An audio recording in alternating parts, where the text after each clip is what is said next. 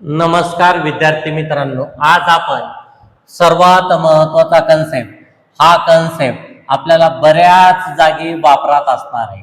Prime factorisation म्हणजेच मूळ अवयवीकरण म्हणतात त्याला. या ठिकाणी याचा वापर आपण स्क्वेअर रूट फाइंड आउट करण्यासाठी, क्यूब रूट फाइंड आउट करण्यासाठी, लसावी मसावी काढण्यासाठी, वर्ग किंवा वर्गमूळ काढण्यासाठी अशा प्रकारे भरपूर जागा होणार आहे. पहिली गोष्ट, या ठिकाणी सर्वांना आपल्याला पाढे त्याचबरोबर मूळ संख्या या सर्व संख्या माहीत असणं गरजेचं आहे. सर्वांना या ठिकाणी मूळ संख्या माहीत असणं गरजेचं आहे.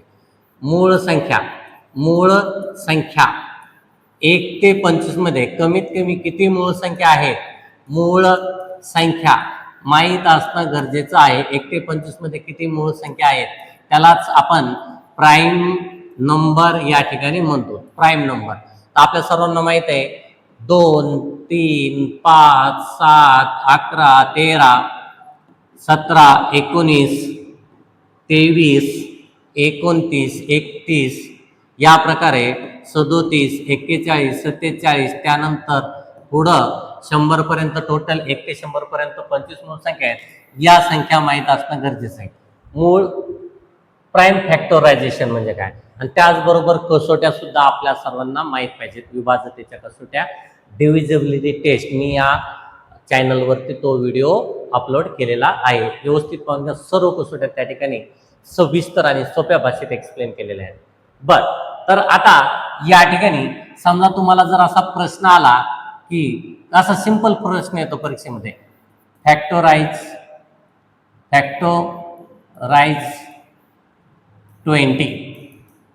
20 चे फॅक्टराइज करा.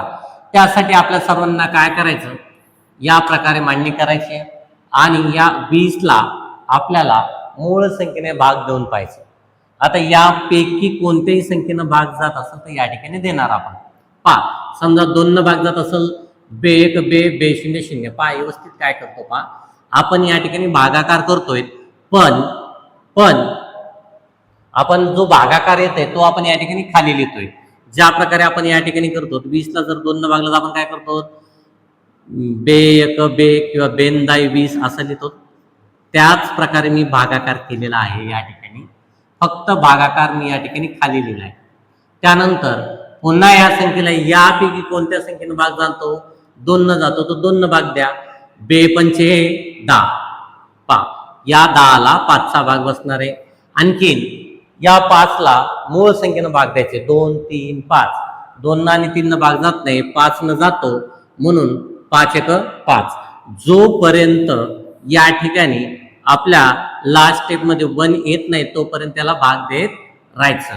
आता या ठिकाणी आपल्याला एक सांगायचंय की या 20 या संख्येला in the form of multiplication, गुणाकाराच्या स्वरूपात 2 गुणिले 2 गुणिले 5, 2 गुणिले 2 गुणिले 5 या स्वरूपात लिहितो.